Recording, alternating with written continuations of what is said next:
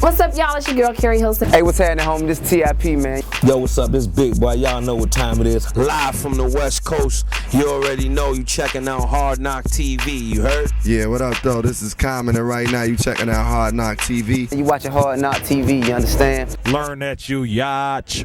What it do is Paul Wall on the People's Champ. It's going down. It's your boy Chamillionaire, the mixtape side, and you checking out Hard Knock TV.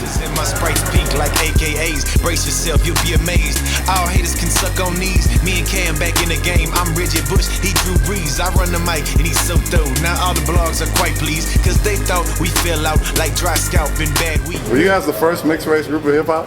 I wasn't like, I don't even want to name you know what I'm saying? But no, I think the labels, the major labels get excited about a combination like that because they see some kind of gimmick and nothing. But that's the authentic. That's what makes us authentic, that it wasn't like that. You know what I'm saying? It was more natural. You know what I'm saying? Sometimes they kind of paste stuff like that together and they try to make something out of it that they can actually promote as a gimmick. But it wasn't like that. People, especially at first, a lot of people didn't even know Paul was white at first. You know what I'm saying? They used to hear the freestyles and didn't know. They thought with the way they slowed music down, you can't really tell. And then too, right here about Mexico, so it's a real big Mexican population. All the time, people always mistook me for being Tejano, being Mexican. So you know what I'm saying. And we right by Louisiana, so people always thought I was a Frenchman, thought I was Creole. Yeah, they always did. You never know, But like you said, man, we never tried to play off of that. We ourselves. We make our music, and that's not a gimmick for us. We just do us. Hollywood, not true. Been sick, I chew. The inventors of the what to do when the Don Kings of the candy blue. We don't really mean to brag, but we legends, so act like you knew that we one notch below Pimpin' Screw, but we way higher than you. So when you guys first started, was 11 years ago? Did you guys ever get any animosity, or was there ever any racial issues, or was there anything? I think it was more like it was a little tension at first when we was trying to get in the Swisher House. You know what I'm saying? I think they were kind of like. Racial was. Oh, maybe it was. Maybe who knows, man. Yeah, you never really know, you know what I'm saying? Sometimes, people ain't gonna tell you their real intentions, but I think at the time, maybe it might have been just like there was a whole bunch of people that was already established and we were just the two new guys. So looking at both of us, they was like, man, what is this coming into this new situation?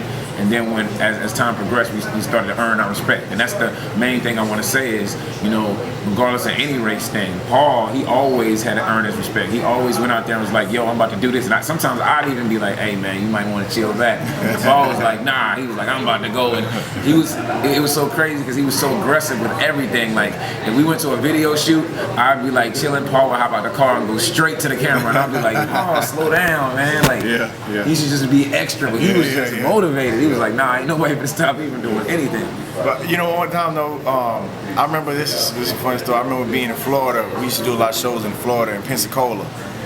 Roy Jones Jr. had a club, Star 69. I remember one time we were first coming up, we did a show there, and the show was sold out. You know what I'm saying? And it was in Pensacola, Florida. And I remember being at the bar. I went to the bar to get something to drink, and I just overheard somebody next to me saying, "Man, when Paul Wall coming on stage, this and that," And I just leaned on. I was like, "What's up, man? Yeah, I'm about to go on in about 20 minutes or whatever." And he looking at me like I was crazy. And I was you ain't Paul Wall. He was like, "Why you talking to me? Why you talking to me?" And I was like, "Nah, you just said Paul Wall when I'm going on stage. I'm Paul Wall." And he just was puzzled. He was like, "Nah." He was like, "Nah." And then I was like, "Man, it's all good." I just was like, he just didn't know. But then later on after the show, he came up to me and he was just laughing. I was like, "What's up?" He was like, "Man, you know what, man? I'm just torn between two worlds because I hate white people with a passion. I hate rappers." I never knew you was Paul Wall. He's like, "But you my favorite rapper, so I don't know if I should love you or hate you." He's like, "But man, damn, man, I just gotta love you because I love your music." And man, I just thought that was so funny, man. Do you feel like the race issue has changed at all? It has progressed in 11 years, or do you think that we're still dealing with a lot of? There's always going to be some, racial tensions amongst all races, just because people are different. And a lot of times, people are afraid of the differences. If they don't, they're afraid of what they don't know or what they don't understand. But I think in hip hop has came so far, on TV, all the radio stations, all the other forms of music and entertainment are influenced by hip hop. So there's so many artists of all races now. And you look at, overseas especially, man. You see every country, they can't even speak English, but they got rappers and producers and stuff.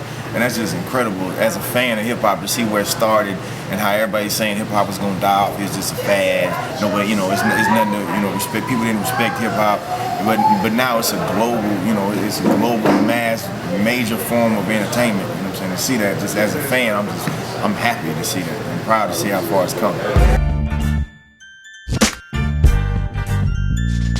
Stay tuned, this is the game of life, and these are the cards I've been dealt. Give you the real deal, live footage, so you can feel for yourself. It's uncut and raw, ghetto reporter. Since before the new world was in order, embedded in places you dreaded and never thought of. The corners, the streets, and projects, the one-bedroom apartments, the hood. I'm the voice for all of y'all misunderstood. It's because I'm hip-hop, baby, I was born from the struggle. Hustle and hover above the earth, observe the concrete jungle, and expose all lies.